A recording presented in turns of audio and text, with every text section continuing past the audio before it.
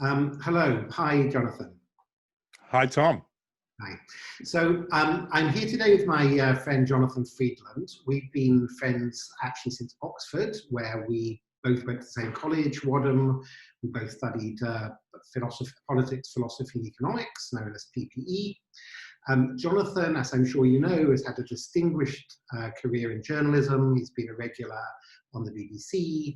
His works appeared in the New York Times, the New York Review of Books, and other publications. But Jonathan's best known for his long career at The Guardian. He was a Washington correspondent in the Clinton years. Then he was also had a spell as opinion editor for a number of years.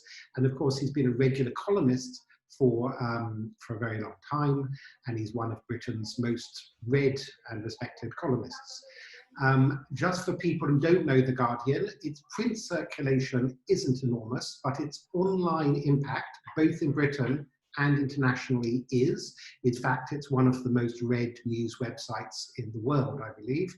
And The Guardian has broken major international stories, not just British ones. For example, there was the Edward Snowden, the whistleblower, went to The Guardian to leak the NSA surveillance program. The Guardian also broke news of the Obama administration's secret collection of Americans' telephone records and so on. Anyway, so Jonathan, you're in London. Just since we're still in the coronavirus lockdown period, just how's it been for you and how's it been in Britain?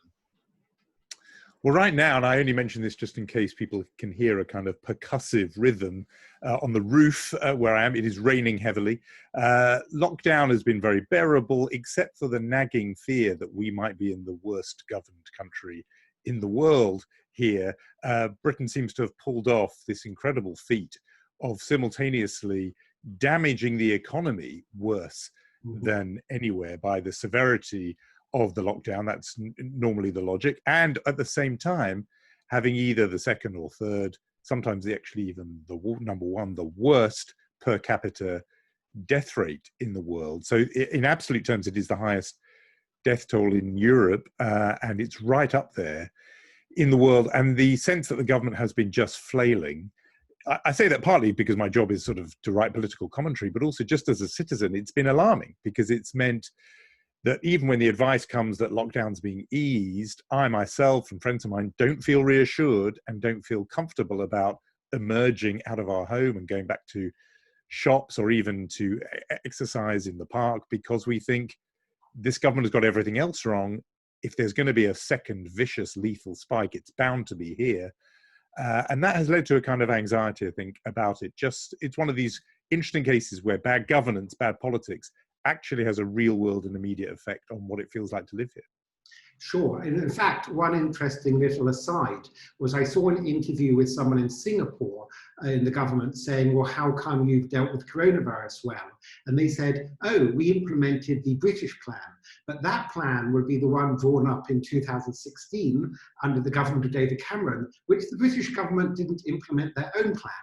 And so it wasn't that they didn't have a plan for a pandemic, it's that, you know, let's say they were in two minds about herd immunity and other things. And as you say, I'm not sure if it's the worst per capita in the whole world, but because we don't have reliable figures from some, let's say, less than democratic countries, but certainly in the developed world, the OECD countries, I think along with Spain, it is the worst per capita. So it, you know, not good, of course. But anyway, let's go back in time to brighter things. Tell me about your parents or your childhood. I like Tell Me About Your Childhood as an opening from Dr. Gross there in his Viennese consulting room. It feels absolutely apt. I've written about both of my parents, and so because I think it's very clear what a sort of shaping influence, obviously one's parents do, but you can really see it in a very direct way with me, I think. So my father died a couple of years ago, and but a very huge professional influence on me because he too was a journalist. His name's Michael Freedland, and he Had a sort of twin career, writing Hollywood show business biographies and writing about the golden age of Hollywood. Interviewed any movie star of the 20th century you've heard of. He'd met and interviewed Fred Astaire, Gregory Peck. I can't watch an old black and white movie with my kids without saying, you know, Papa interviewed him.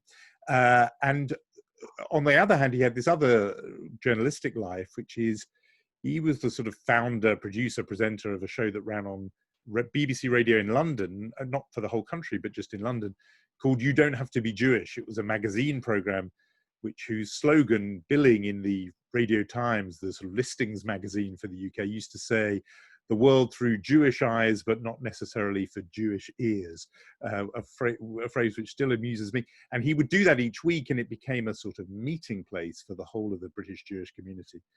So I had very early on really that sort of role model, which said you can be both. You can have a foot in both camps. And he was very, sorry, you're going to say something. Can I just mention one thing? I do remember your father's, both his Hollywood film star interviews, but also, I didn't think I listened very often, but I was aware of that program, and he was kind of a bit of a pioneer. Today, there is quite a lot about Jewish matters for better or worse in the media and various programs, you know, Simon Sharma, History of the Jews and all kinds of stuff. But when your father Michael was doing that, it was a kind of fairly rare thing to talk about being Jewish in the public arena. I just wanted to mention that in Britain, maybe not in America, but in Britain it was quite rare in that period. You're completely right. I mean, he was self-consciously American about his Jewish identity. And in fact, the title of the program came from America. So you're perceptive about that. He was in New York and saw a poster saying you don't have to be Jewish to enjoy Levy's rye bread, kosher rye bread. And he thought that would be the slogan. But he always was, I think, without even really particularly thinking about it, American in the sense of out and proud Jewishly. And as you say, that had not been the British way. British Jewish life had been marked by a kind of quietism, which said, keep your head down, and you know, Jewish identity was literally whispered in the sense that people would say, oh, Tom Gross, isn't he Jewish? And they would dip the volume when they said it. And then my dad in the early 70s, 1971, the program started, he suddenly did the reverse and just said, here I am. And it was very shocking, I think, particularly for other British Jews who thought this was something you do in private. It's worth mentioning as well, just because often people think when you mention, you know, when I mention that my father's a journalist, they assume it's like being one of the, in Britain, the dynasty, the media dynasty of Jonathan and David Dimbleby, who are sons of Richard Dimbleby and very sort of elite. You know, I think it's worth mentioning my father left school at 16. He began on a local paper in Luton, very unglamorous. He wasn't in London, and was really wholly self-made. And my older sister, my late sister Fiona, in fact, was the first in any wing of our family to go to university. So it was that kind of background, a very suburban sort of ordinary Jewish life I was brought up in, and he was brought up in a more modest life still. On the other side was my mother's life story, which really opens up a whole other sort of experience, also Jewish, and meant born in pre-state, pre-Israel Palestine in 1936 in the very small town of Petach Tikva, just outside Tel Aviv. Now, you know, almost part of the Tel Aviv conurbation, but then this really small place whose distinguishing feature was the first place where Orthodox Jews built a kind of settlement outside Jerusalem. And her grandfather was really, talking of pioneers, was really a pioneer of that in the sense that he was a religious Zionist when there weren't any in the late 19th century. So she was born into strictly Orthodox, ultra-Orthodox. My late grandfather, her father, really looked like a sort of ultra-Orthodox Hasidic Jew with the side curls and the beard and the black hat. It was a very complicated relationship, which I recounted in a book I wrote called Jacob's Gift, a very unhappy childhood my mother had, which involved her leaving Palestine when the country was struck by depression, the economic depression in the 1930s, which hit her own family so severely that her older sister, who was then 2 years old when my mother was born, died of malnutrition in 1930s Palestine. And I think people don't realize that that stuff happened. That's how badly the economic state of the country was. She ended up being in Britain and was there for the war years until her own mother was killed by the last bomb of the Blitz to fall in London in March 1945 on the eve of Passover. And so I wrote about that at some length in Jacob's Gift. I mention all that because it was absolutely formative for her life. The first 15 years of her life dominated her entire life. She thought and was sort of dealing with it for the rest of her life.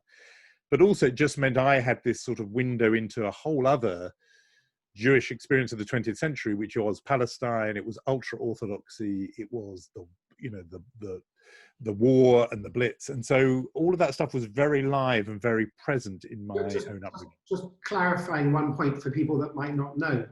When you mention it was unusual or pretty rare to be a religious Zionist, of course today, let's say religious Jews, not all of them, but many of them are Zionists, some are fervently Zionist, but Zionism was originally a kind of secular form of Jewish socialism. It was, founded in Eastern Europe by socialists, and it was about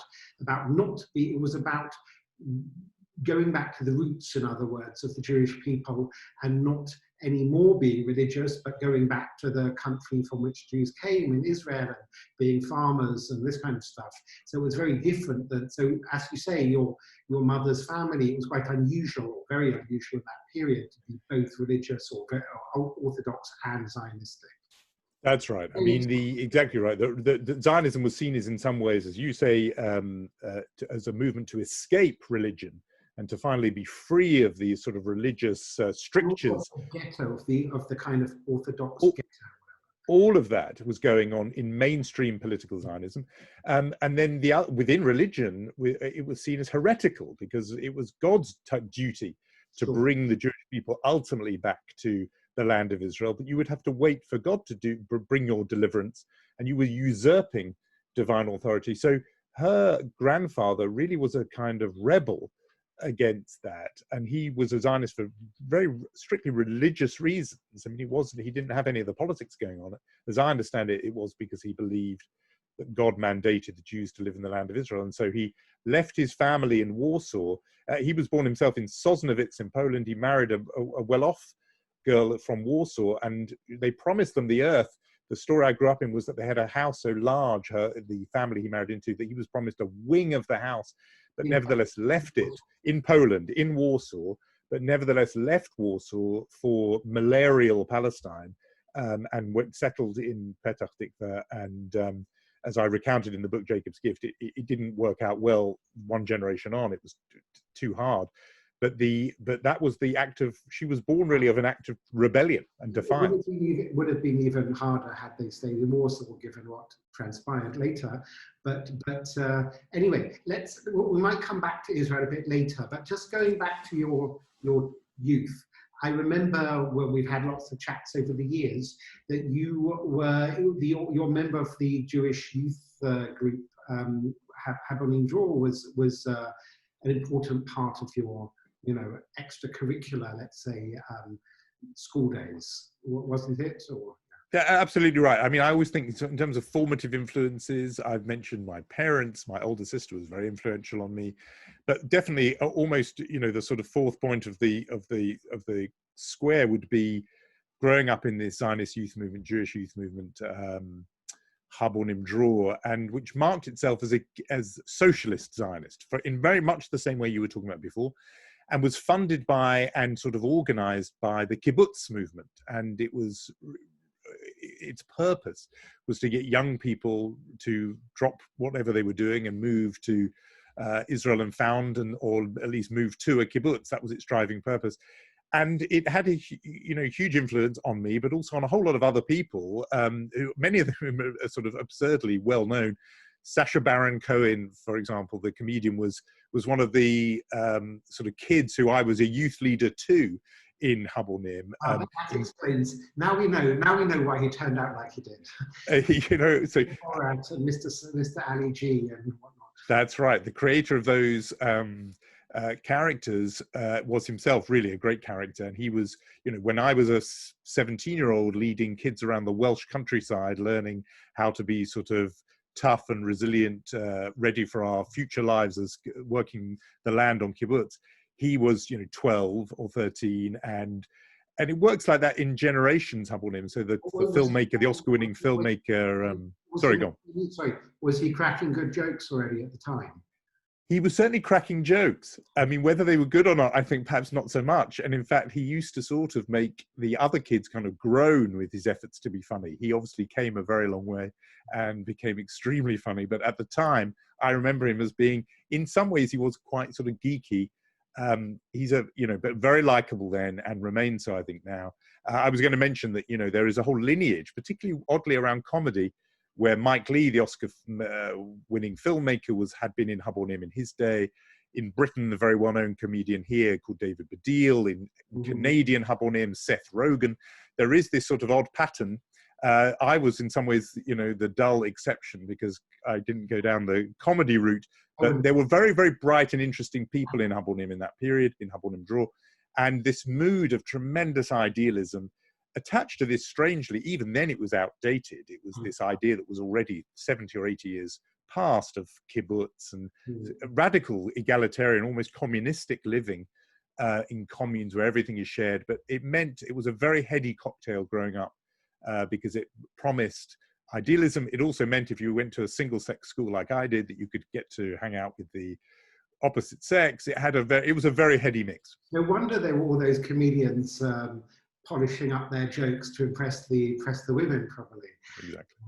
Anyway, let's move forward a little bit. So, as I said, we met at Oxford. I remember you doing student journalism there at Charwell, the Oxford University newspaper. Then I think you worked for the BBC for a couple of years, but then you got what many, including myself, would consider a plum job. You joined The Guardian and they sent you to Washington, DC for 4 years. This was in the Clinton presidency. So what I wanted to ask is, I remember at the end of your stint in Washington, you wrote a book and the title was Bring Home the Revolution, The Case for a British Republic. And it was even adapted into a series for the BBC. So that book essentially said, Britain has a lot to learn from America, because even then there was a lot of snobism around about America, both among people more politically right and politically left. There was a kind of, we're British, the Americans, oh, they're stupid hamburgers and whatever, they don't know about anything, Americans are dumb or whatever. So you wrote a book saying, no, actually, we could learn a lot from the American experience. And in fact, I already thought that because, my father had worked in New York for the New York Times. So I'd spent a lot of time in America. So I was already a little bit enamored that Britain could learn something from America. So as I said, that was the Clinton years. Let's fast forward to America right now. Just to timestamp this interview, we've been going through a tumultuous period globally, but particularly America. There's Donald Trump is president at the present time, of course. And in recent weeks, there has been the issue of racism and Black Lives Matter after a particularly, brutal murder of an African-American man, George Floyd. And there was been a lot of rioting. And this has been a kind of trigger point to awaken, the issue of racism as a whole, also historic racism. We've had statues being removed and so on for Confederates and others. So, sorry, I'm saying quite a lot here. So let's just take it one stage at a time. First of all, do you still think Britain has a lot to learn from America as you did when you wrote the book 20 odd years ago? Do you still feel that way? Is America today at peace with itself? So thank you for the mention of the book. And the book, when it first came out in hardback, its subtitle was How Britain Can Live the American Dream. And I remember doing an interview with a BBC presenter just during the Clinton impeachment, which was a matter of months after the book had first come out. And he said, so how Britain can live the American dream. It's all a bit of a nightmare now, isn't it? Yeah. And that sort of thing has recurred over the intervening 20 years, as you can imagine. And it's partly because it's very easy to, in a way, misunderstand what the book was trying to say. It was saying that Britain already imports so much from America, of American pop culture and American ephemera, including actually lots of the sort of the latest political innovation, whether it's, 20 years ago, the focus group, or even things, 3 strikes and you're out in policing or whatever. Britain's political class is very good at taking the latest, But what it kept on missing, and this is what I was arguing in the book, was the underlying value of the American system, which is enshrined in the American Constitution. So I wasn't really saying we've got to import this or that latest trend. I was saying instead the fundamental American system of government, which had separation of powers, checks and balances, yes, an elected head of state, a written constitution, radical devolution in the form of federalism in 50 states, all of that, not only would it suit Britain, but actually, and this was the twist of the book, I think, that it was designed with Britain in mind. The founding fathers of America, the authors of the American Constitution, were either British or the descendants of Brits, but crucially saw themselves as being part of the British political universe. And, you know, for example, that you read the Declaration of Independence, beyond the preamble, which is the only bit anybody ever really quotes, the rest of it goes on in detail about the House of Lords and how the House of Lords needs to be reformed. So my argument was that this was Britain's revolution. We had accidentally mislaid it across the Atlantic, and it was time to bring it home. That idea, despite all that's gone wrong these last 2 decades and decades before, I still hold to. I still think Britain should have a written constitution.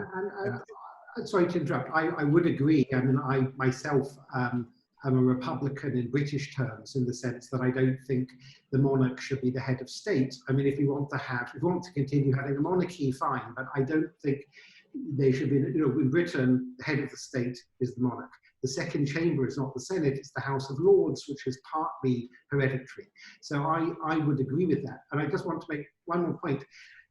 Some of the trends from America have been good. So, for example, I think gay rights, gay liberation, gay marriage is largely, maybe not only from America, but America's maybe led the way on that issue. Even now with the Black Lives Matter, look, America's had a big race problem in the past, but you know, in other countries, lots of countries have problems of racism of all kinds, and in a way, America is a trendsetter.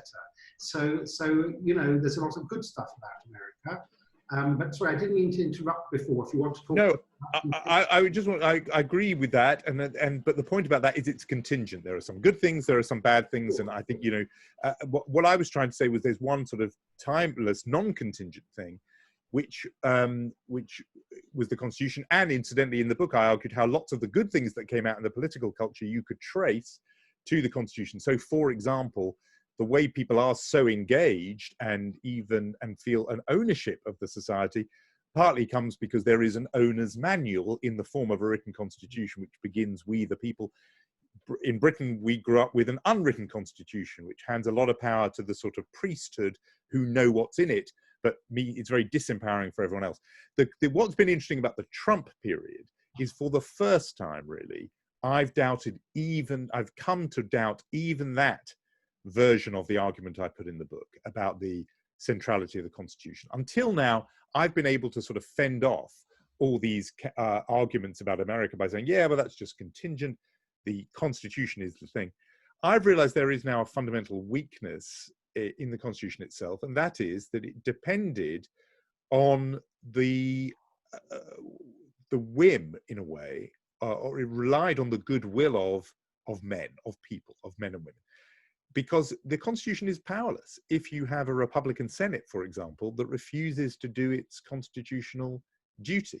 So I think it's almost clear, just on its face, that there was a strong impeachment case against Donald Trump over the Ukraine folly, escapade, and the fact that Republicans voted on party lines, to me, exposes a flaw in the Constitution. I don't think the framers understood that the partisanship would be quite as intense, that it did assume that people would have a sense of shame. And we're in a situation now where you have a president who is shameless, but I think you do have enablers of that president who are shameless, and the Constitution is powerless in the face of that shamelessness. It relied on people acting on conscience.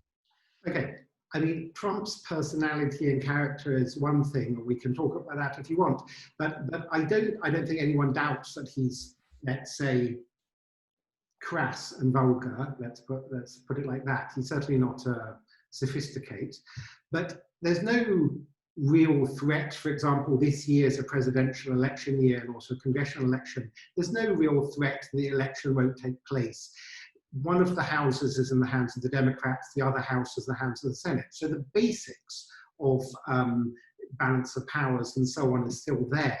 And, you know, I think one might want to disentangle Donald Trump's personality and statesmanlikeness or lack thereof with whether I hear people say the US Constitution itself is under threat, but I'm not sure that, you know, there's no question, I don't think, that there will be an election, and there's no question that that election, no election is perfect, but it will essentially be free and fair. I don't think we're talking about some massive vote rigging or something. No, I mean, I'll give you a really interesting specific example on that, which I read recently in a series of books that have come out about misinformation and particularly pointing the finger at Russia.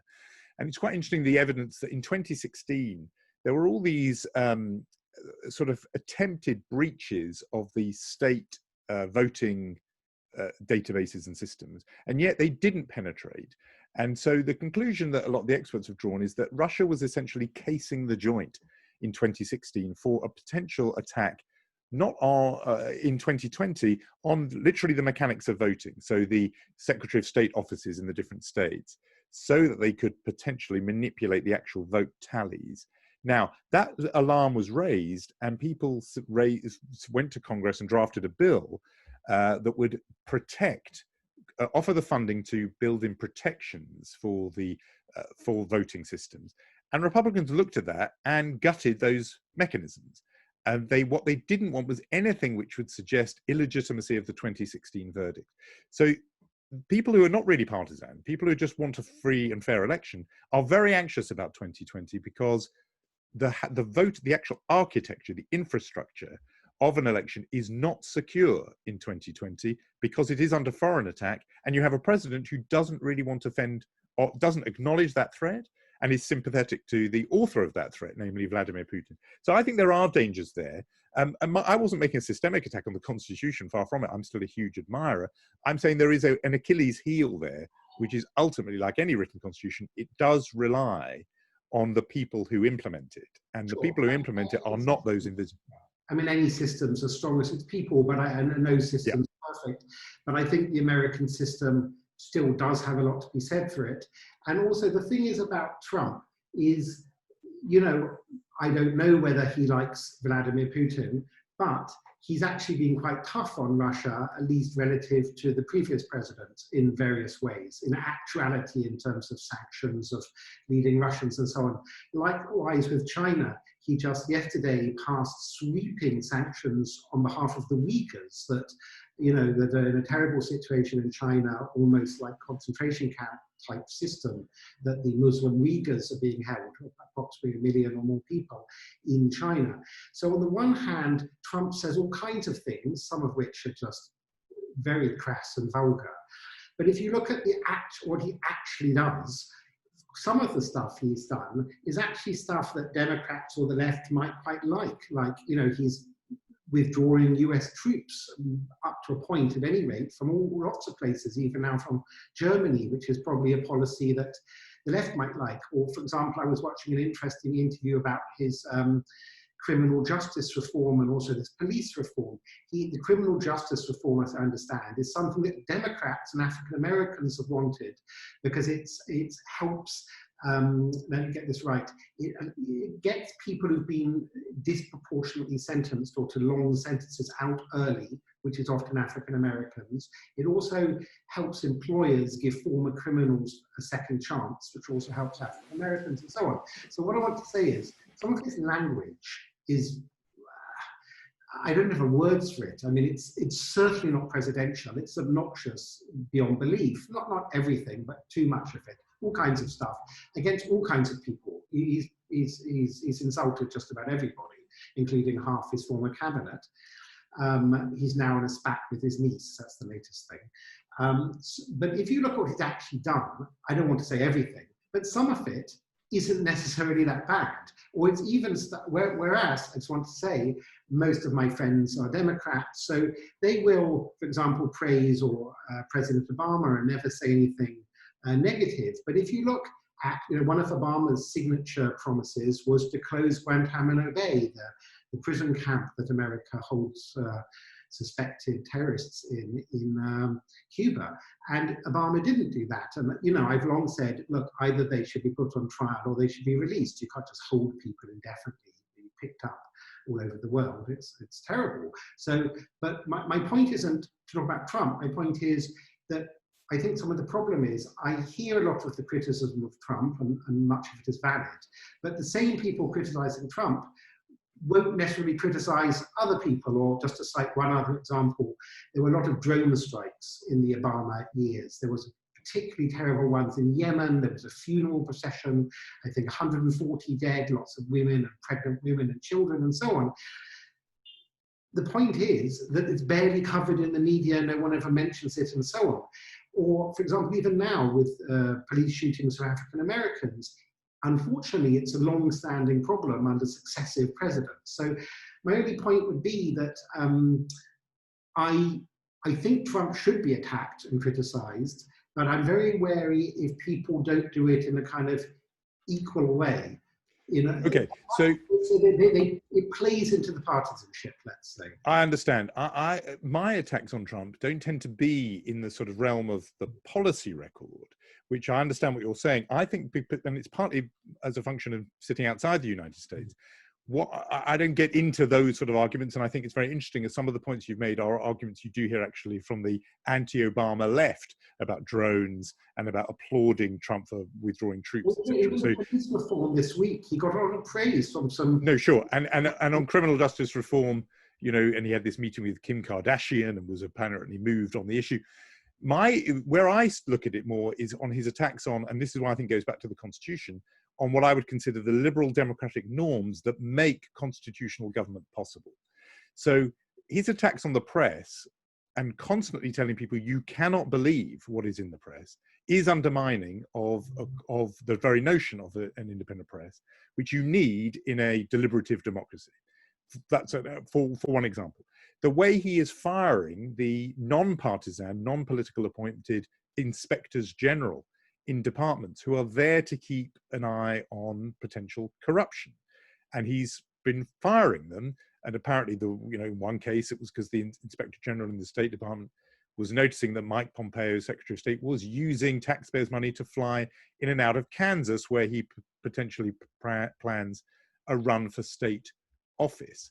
It is the deal-making that Trump revealed in the new book by John Bolton, where Trump is ready to sacrifice what would count as basic sort of American interests for the sake of, political horse trading for himself.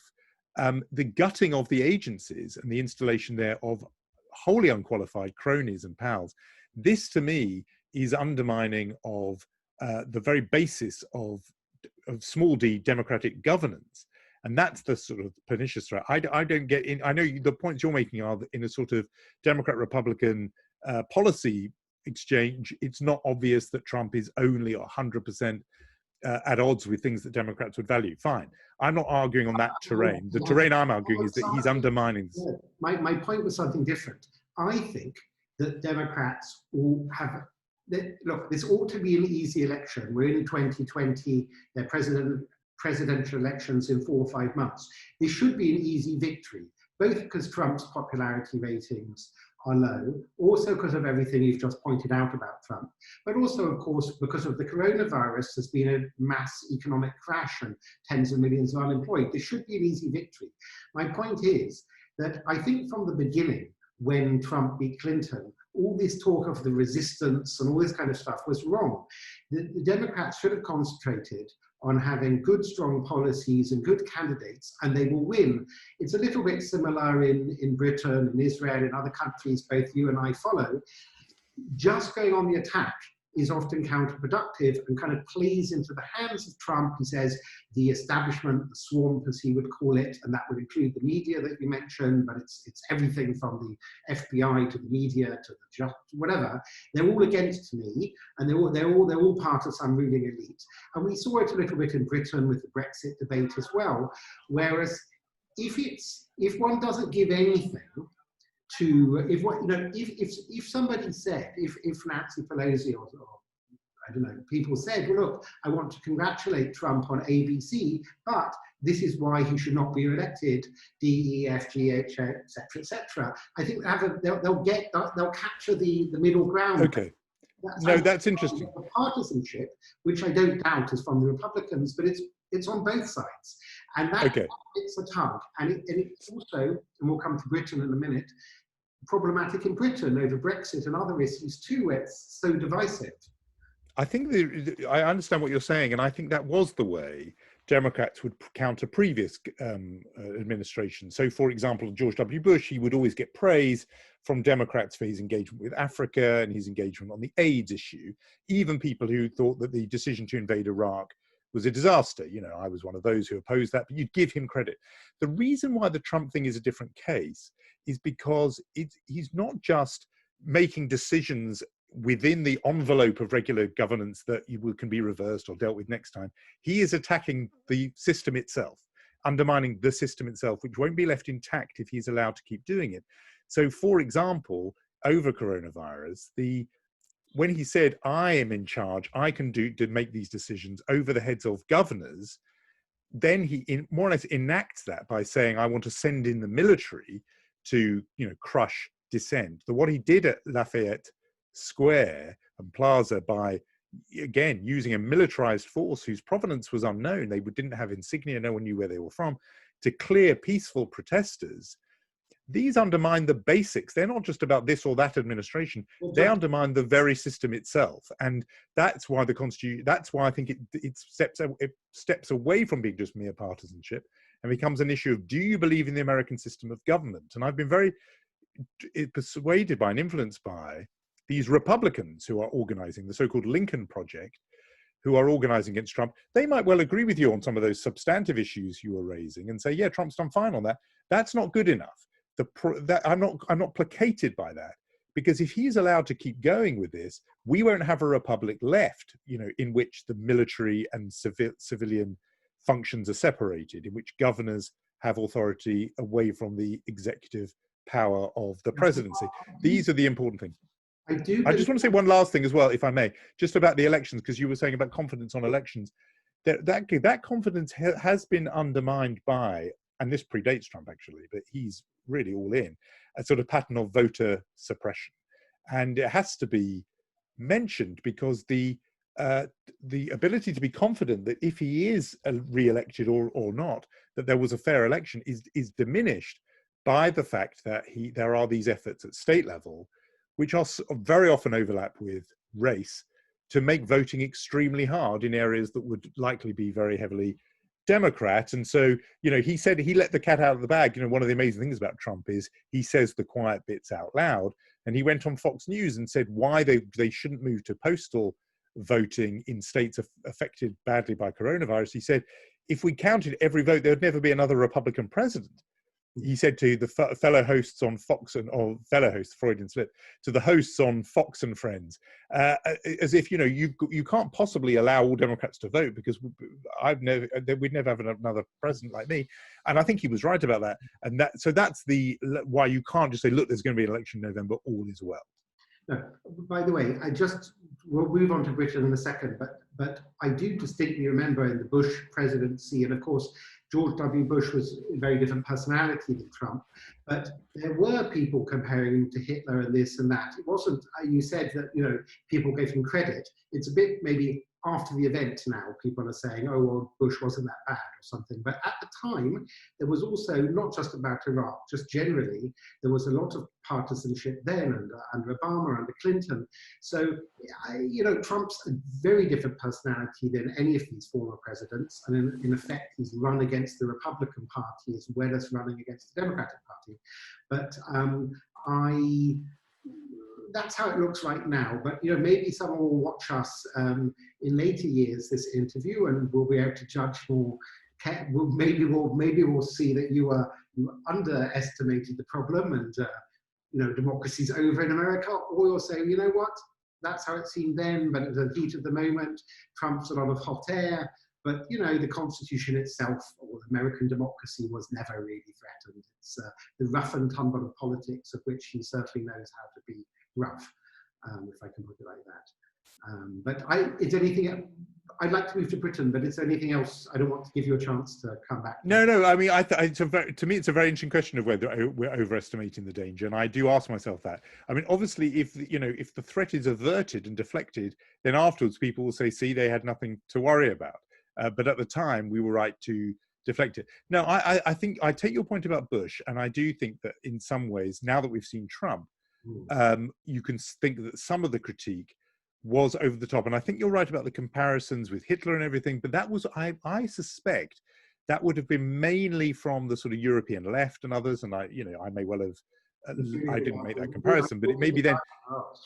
My memory of mainstream Democrats, and I partly remember this because I thought at the time they were too soft on him, was that they would respectfully rise to their feet at the State of the Union, and you would have a Nancy Pelosi figure give Bush credit. Again, I mentioned those two issues because I remember they would always mention them about Africa and about AIDS.